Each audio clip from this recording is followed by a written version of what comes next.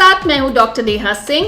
IPO का ECG यानी IPO लाने वाली कंपनी का पूरा ब्यौरा एक साथ एक जगह, ताकि आपका काम हो जाए आसान। और यही नहीं, हम करते हैं कंपनी के मैनेजमेंट से भी बात। तो हमारे इस आईपीओ सेंट्रिक बेहद खास प्रोग्राम में आपका स्वागत है। मार्केट में एक नया आईपीओ दस्तक दे चुका है और कंपनी का नाम है आराध्या डिस्पोजल इंडस्ट्रीज।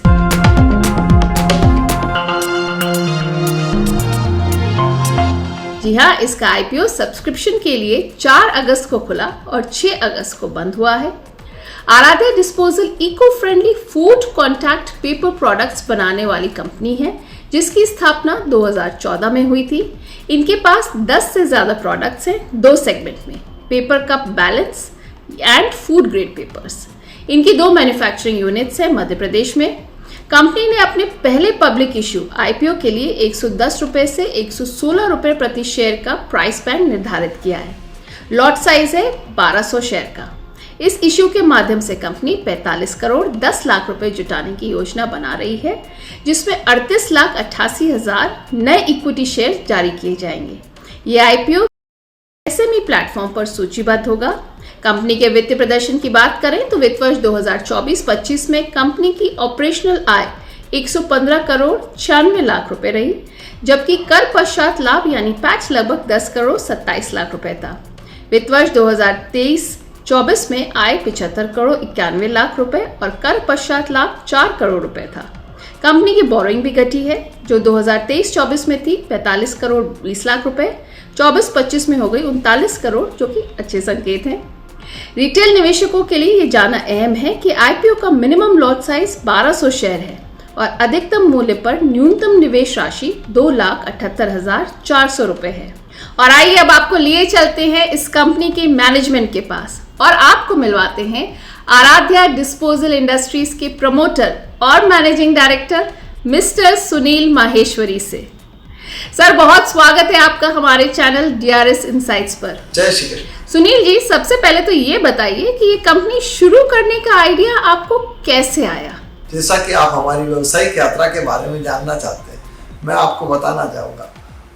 एक बार हम हमारी अनाज व्यवसाय की दुकान पर खड़े हुए थे, जहाँ पर हमारा एक किराएदार आया और उसने कैजुअल रूप से पूछा कि भैया क्या आप पेपर डिस्पोजेबल की मशीनों में निवेश करना चाहते हैं?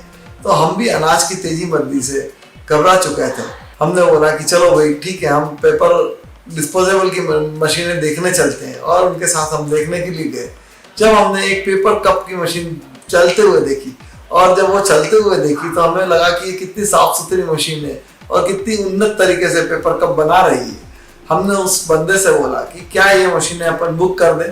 उस बंदे ने हमें स्पष्ट मना कर दिया कि भैया ये मशीन अपन नहीं ले सकते। हमने कारण पूछा तो उसने बोला ये पेपर कप 35 पैसे का बिकता है और बाजार में प्लास्टिक कप 7 पैसे का बिकता है। भैया ऐसी परिस्थिति में हम ये कैसे बेच पाएंगे? तो ये मशीन हम नहीं ले सकते, क्योंकि ये कार्य हमने कभी किया नहीं है। तो फिर हमने सोचा कि नहीं, ये मशीन तो लेना बनती है, ये प्रोडक्ट बहुत अच्छा है। और हमने वो 2 मशीनें बुक कर दी और बुक करके उसको 6 महीने तक हमने चलाया। स्टार्टिंग में हमें काफ़ी दिक्कतें आई, क्योंकि उस समय उसके ट्रेंड ऑपरेटर्स भी नहीं मिलते थे।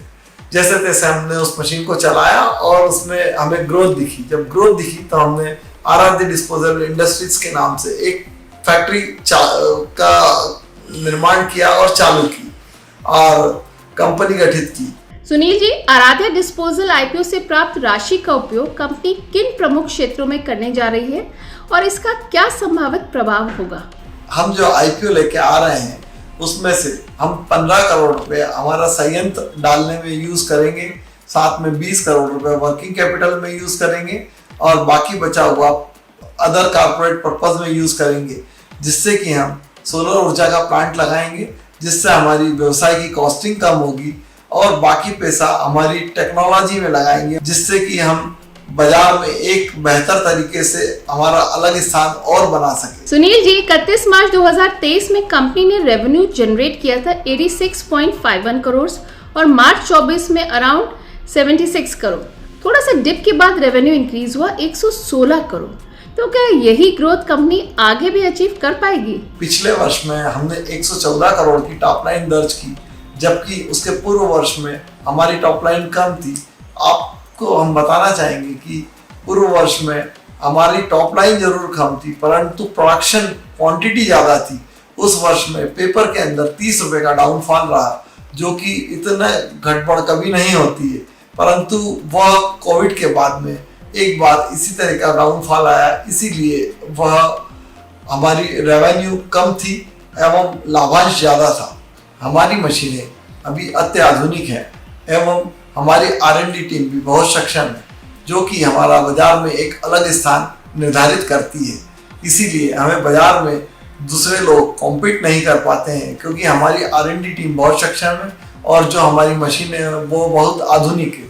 उस आधुनिक होने के कारण हमारी कॉस्ट कम है और इसीलिए हम बाजार में अच्छे से सर्वाइवल कर पाते हैं।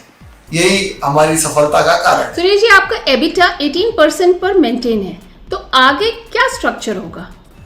अभी वर्तमान में हमारा EBITDA मार्जिन 15% के आसपास है, जो कि चालू साल में यह 18% हो जाएगा और 2027 में यह 20 से 22% रहेगा। सुनील जी, कंपनी किन किन सेगमेंट में पकड़ रखती है, कहाँ कहाँ ऑपरेशन करती है, क्या क्या ऑफर करती है? आज की तारीख में B2B ग्राहकों में हमारे मुख्य ग्राहक food industry, pharma industry, food packaging industry, साथ में ही लिक्विड इंडस्ट्री के हैं और यह हमारा जो प्रोडक्ट है वो अन्य सारी इंडस्ट्रियों में लगता है।